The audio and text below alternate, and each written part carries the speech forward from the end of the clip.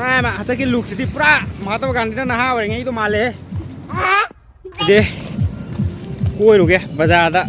กล้วยปูตัวบ้าจำเลยแล้วตุ้งได้อีรวยเอาอีรวยมั้งแหละได้มังได้พวกวัวแบบนี้มันเสร็จแล้วไอ้ตัวน่ะที่บ้านกันละพระเจ้าบ้านกันละไอ้เลยนะอาชีพใหญ่มาเลยเดี๋ยวอาชีพใหญ่มาเลยที่จะเลี้ยงง่ายนี่นายมูดีพอจะได้นะมันมูดีข้ามูรที่ใหญ่จริงๆมูดีชักบ้างนะ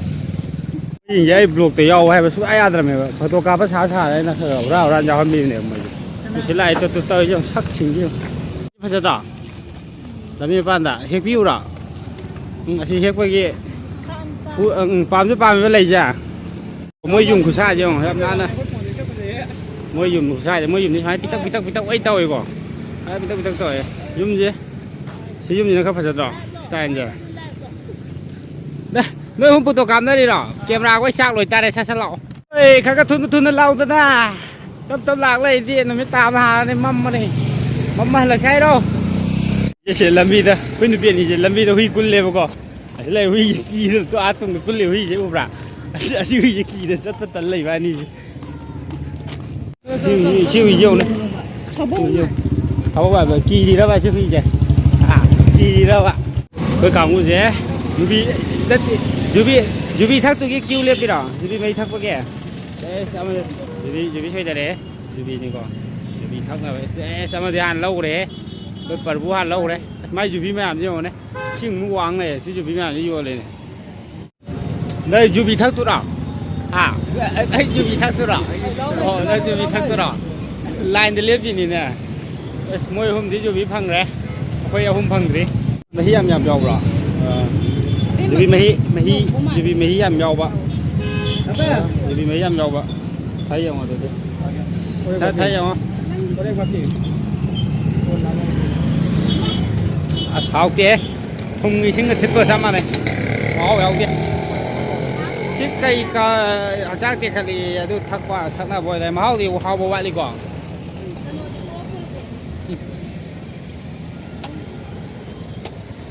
máu kia xin lên xin rồi 유비 이제 신들어 ai chúng ta có ai chín là khang địa bữa sau lấy khét ta về khang địa ai khét thì khét đi hơi vì mấy cái am họ vậy nè nó đồ họ với am thằng này còn mà họ cái quả này slap slap cái ngúng tàu họ vậy trong mắt ta đấy 유비 lupa trong mắt ta đấy à cha trúc ta thì nó phở mình mà sam thì ta rụng như thế với ta rụng lạc vào đó bây giờ rau thì thắt con lưới ngâm được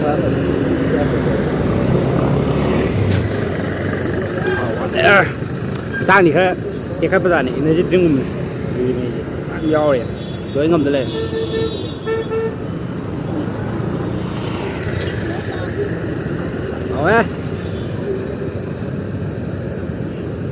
rồi lưới đi thắt con lưới đấy thắt lưới mình sẽ là cái em mua cái này dùng sử dụng mấy anh gì có máy vào rồi chứ cẳng cái gì làm Milan chứ làm Milan bây giờ đi mà sắp vào nhau vẫn là mà sắp vào tàu vậy bây giờ làm Milan chứ bạn thấy tại làm Milan lên có phải chứ làm Milan lên cái này dù bị thắc với tầm tăng ngày trên bazar thôi đây bazar masan hao rồi cái gì mà gì đó hao à ai đi học thì ai cho thùng này thật chua rồi học cái ai biết được cú cái là mới sẽ lấy đi chứ sao Jawaharlal Nehru này có sẽ lấy chả Jawaharlal Nehru em này đấy Jawaharlal Nehru đấy chứ nó phải lấy mình là ba hay là đấy mà cái bingi nào đấy hay là sao Jawaharlal Nehru em lấy vậy ba sao Jawaharlal Nehru cái tụi bị mới sẽ lấy ra hành nâu ba này quả khối đồng thì hành nâu ba thì là mới sẽ lấy ăn này chỉ là hành nâu chạy cái này là mới hành nâu gì rồi mới thì hành nâu gì sao vậy để tẹt thân cái ba này hành nâu gì vào phải đi qua liền mà ba sáu không tăng ai người đấy cái lần cái sân mà chỉ ăn sáng ngay rồi tôi sẽ lấy tôi mà chỉ với sáng nữa mới sân cái gì mà chỉ ꯈꯣꯡ ꯆꯠꯂꯦ ꯍꯨꯏꯁꯦ ꯑꯁꯤ ꯍꯨꯏꯁꯤꯗꯤ ꯂꯣꯏꯔꯦꯍꯦ ꯀꯩꯅꯣꯝ ꯇꯧꯔꯦꯍꯦ ꯃꯇꯨꯒ ꯑꯃ ꯌꯥꯎꯗ꯭ꯔꯦ ꯁꯤ ꯆꯤꯛꯂꯛꯑꯗꯤ ꯃꯩ ꯆꯠꯅꯤ ꯁꯤ ꯍꯨꯏꯗꯨꯗꯤ ꯀꯤꯕꯨ ꯂꯥꯏꯊꯨꯡꯕ ꯄꯛꯄ ꯃꯥꯜꯂꯦ ꯍꯧꯖꯤꯛꯀ ꯆꯤꯛꯂꯛꯑꯗꯤ ꯃꯩ ꯊꯣꯛꯀꯅꯤ ꯄꯥꯠꯄ ꯃꯥꯜꯂꯦ ꯃꯥꯏ ꯁꯤ ꯍꯨꯏꯁꯤꯒꯤ ꯁꯛꯁꯤ ꯑꯃꯨꯛꯀꯣ ꯁꯤ ꯍꯨꯏꯁꯤ ꯁꯛꯁꯤ ꯑꯃꯨꯛ ꯀꯩ ꯃꯥꯟꯒꯦ ꯃꯣꯏꯁꯦ ꯏꯁꯂꯤꯞ ꯗꯣꯒꯅꯤꯀꯣ ꯍꯥꯏꯗꯤ ꯃꯄꯤꯅ ꯄꯣꯛꯊꯣꯛꯑꯒ ꯃꯄꯨ ꯂꯩꯇꯕ ꯍꯨꯏꯅꯤꯀꯣ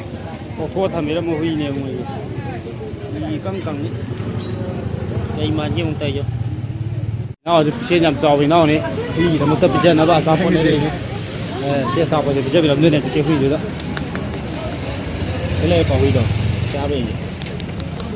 ꯆꯥꯎ ꯁꯤ ꯂꯩꯔꯦ ꯁꯤ ꯂꯩꯔꯦꯀꯣ ꯍꯧꯖꯤꯛꯀꯤ ꯍꯨꯏꯗ ꯆꯥꯕ ꯁꯦ ꯆꯥꯔꯣ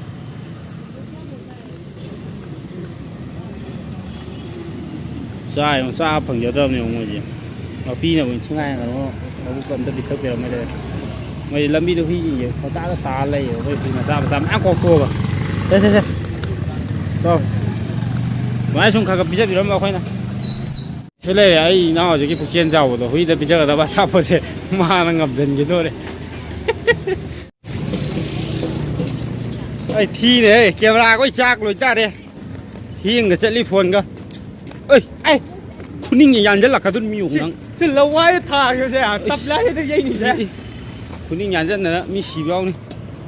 ꯁꯤ ꯂꯩꯌꯦ ꯁꯤ ꯂꯩꯁꯤꯔ ꯅꯠꯇ꯭ꯔꯣ ꯁꯤꯒꯤꯗꯤ ꯃꯇꯥꯡꯁꯤꯗ ꯂꯣꯏꯁꯤꯜꯂꯁꯤ ꯍꯥꯏꯅꯤꯡꯉꯦ ꯚꯤꯗꯤꯑꯣꯁꯦ ꯃꯐꯝ ꯆꯥꯕ ꯖꯒꯥꯁꯨ ꯁꯣꯏ ꯂꯩꯇꯕ ꯊꯕꯛꯁꯦ ꯈꯔ ꯆꯤꯟꯕ ꯍꯥꯏꯇꯥꯔꯦꯀꯣ ꯑꯗꯨꯅ ꯚꯤꯗꯤꯑꯣ ꯅꯝꯕꯁꯦ ꯈꯔ ꯋꯥꯠꯄ ꯍꯥꯏꯇꯥꯔꯦ ꯑꯗꯨꯗꯩꯗ ꯀꯣꯝꯃꯀꯥꯟ ꯇꯥꯏꯃꯤꯡ ꯇꯥꯡ 30 ꯇꯥꯡ 1 ꯑꯗꯥꯏꯗꯩꯗꯤ ꯈꯔ ꯀꯣꯝꯕꯅꯦꯕꯀꯣ ꯑꯗꯨꯗ ꯃꯐꯝ ꯈꯔ ꯀꯣꯏ ꯆꯠꯀꯗꯕ ꯂꯩꯌꯦꯕ ꯁꯥꯏꯁꯦ ꯑꯗꯣ ꯀꯣꯏ ꯆꯠꯄ ꯀꯥꯟꯗ ꯇꯧꯊꯔꯛꯀꯦ ꯌꯦꯡꯉꯣ ꯑꯗꯨꯒꯤ ꯕ꯭ꯂꯣꯛ ꯑꯣꯏꯅ ꯅꯝꯊꯔꯛꯀꯦ ꯑꯩꯁꯦ ꯉꯁꯤꯒꯤꯗꯤ ꯂꯣꯏꯁꯤꯜꯂꯒꯦ ꯚꯤꯗꯤꯑꯣ ꯃꯇꯥꯡꯁꯤꯗ